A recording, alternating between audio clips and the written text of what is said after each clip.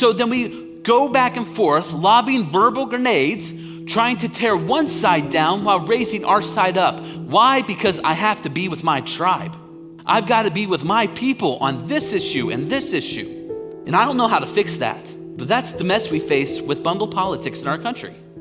There are some truths that we need to talk about before we go any further.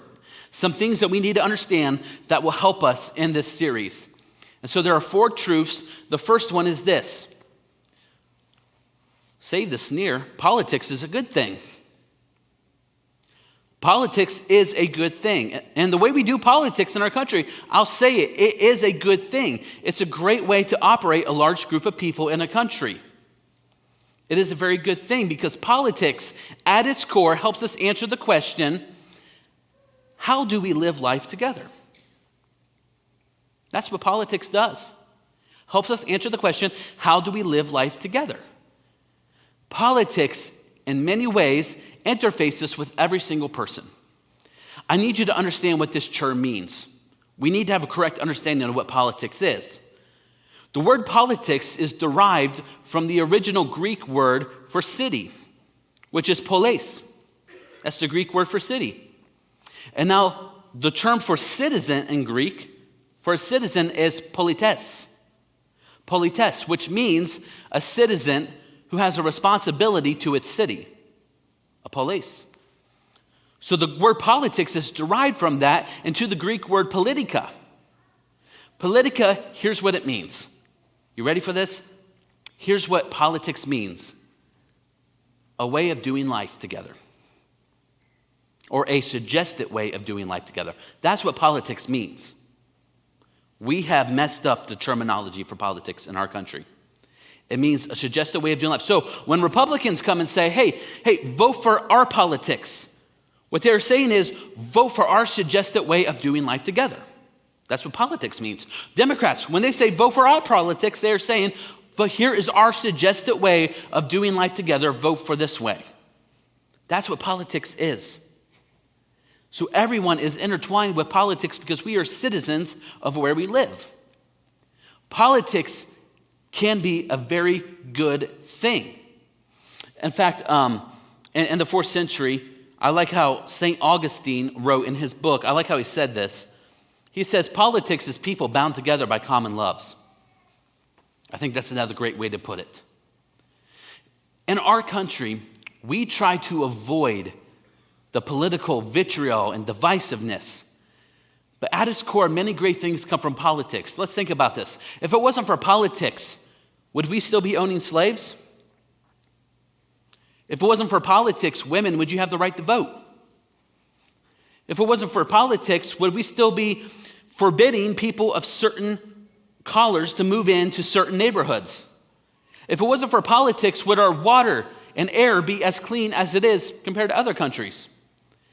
There are many good things that happen in politics, and we could go on and on and on, but so often we tend to sneer and go straight to the bad things. We have really messed up the terminology of what politics really is. But politics at its core is a good thing. And so here's the second truth we need to realize. Jesus does not fit into our political boxes. Jesus does not fit into your political box. He does not fit into mine. And Jesus was a very polarizing figure. Jesus does not conform to the world conforms to Jesus. That's how that's supposed to go. In the original Jewish days in the community, there were 2 groups of people, one on the left, one on the right. The one on the right were the Pharisees, the one on the left were Sadducees. And guess what? Jesus didn't pan to any of them. And even though the Pharisees and the Sadducees were religious and political enemies, they still band together in unity against Jesus. Why? Because Jesus is a polarizing person. He was a political threat. But he's not as Democrat as you would like him to be, and he's not as Republican as you would like him to be. Let's think about this. What was the one message, the one slogan Jesus took with him everywhere he went? If there were hats or bumper stickers being issued for Jesus, what would be his slogan? What was the message he took with him? Repent, for the kingdom of heaven is here. Repent, for the kingdom of heaven is here. If we keep politics in its correct context, remember, it's about a way of doing life. If we keep politics in its correct context, the message that Jesus proclaimed can very well be a political message. But we got to keep it in its correct context. Jesus was a polarizing figure. If you think about it, why was it that Herod tried to kill baby Jesus? It wasn't because he was some religious guru coming along. No, he was a political threat. Why was it that Peter was crucified upside down under Nero's rule? And why was it that Paul was beheaded underneath Caesar's rule? It's because it pleased the right people. It was a good political move in their eyes. Jesus and his followers can be very, very polarizing people. Jesus does not fit into our political boxes. Here's the third truth. The gospel gives us the correct way of doing life together. It does. Politics is about a way of doing life together. And Republicans are going to tell you their way. Democrats are going to tell you their way. But the gospel tells you the way. The gospel can be a very political message. Think about the Sermon on the Mount. Probably one of the most famous messages you will ever find, and it was given by Jesus. The Sermon on the Mount has also been known as the Constitution of the Kingdom. Think about it like this. The Constitution of the United States is the governing document which describes life and liberty within this land. Well, now the Sermon on the Mount is the governing document which describes life and liberty within the kingdom. It's the Constitution of the kingdom. It's about living life, doing life together in the kingdom. The gospel can be a very, very political message. We have to keep it in the correct context, though, and not blend it with how culture says politics should be. You know, I really like this. Actually, I'll save that quote for later. That's a good one. The final truth we need to understand today is this. The church is on the brink of losing its gospel witness due to political leanings. I don't know if you realize this, but it is. I have a pastor friend of mine who I was talking to about doing this series, and he said, Jacob, I tell you, I never saw the events as a pastor of 2016 coming. Not because of who won the election, but because of what it did to my church. He said every Sunday morning for months you would walk in the doors and you wouldn't see people laughing and catching up from the week. No, you would see church members in the hallways, in the lobbies, slandering each other, arguing and bickering over political leanings and over political candidates. And then the music would start. They would walk into the auditorium, fake their way through worship, and go right back out and do the same thing.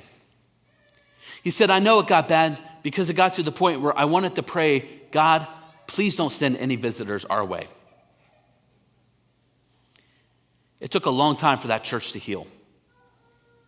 You see, every election cycle, there's going to be vitriol, there is going to be divisiveness, there is going to be accusations. That's just the way it is.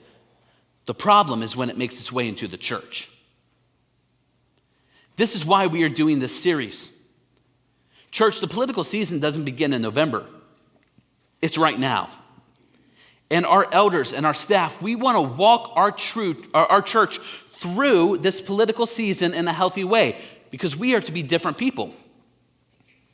We're to be a different species. The arguing, the bickering, the vitriol, it's not to be among us. And so in this series, we're going to focus on the inside. You see, I think the reason that we deal with a lot of this in our country is because we have fallen victim and we have fallen prey to bundle politics. I've been told you can bundle your car insurance. You can also bundle your politics. Let me show you what I mean. In bundle politics, on one side of the aisle, you have a group of people who are passionate about these things. They're passionate about social responsibility, the systems that are broken, big government, the commitment to the poor, and racial justice. And so if I vote right, if I vote Republican, I can look at this list and say, yeah, there's a couple things on here I could be on board with. But then on the other side of the aisle, you have bundle number 2. And these people, they are passionate about personal responsibility. People are broken. Small government, strong sexual ethic, and the value of the family. And so if I'm for bundle number 1, I can look at bundle number 2 and say, yeah, I could get on board with a few things. But guess what? We can't. Because we're in a two-party system. If I'm for some things on bundle number 1, guess what? I've got to be for everything on bundle number 1. And if I am for bundle number 2, or if I look at bundle number 2, there's a few things I like, but guess what? I've got to be for everything on bundle number 2. So then we go back and forth, lobbing verbal grenades, trying to tear one side down while raising our side up. Why? Because I have to be with my tribe. I've got to be with my people on this issue and this issue. And I don't know how to fix that. But that's the mess we face with bundle politics in our country. But here's what I do know. What I do know is this: the current political climate is an excellent opportunity for us to be the church. To put God on display by putting Christians on display through how we love one another despite our political differences.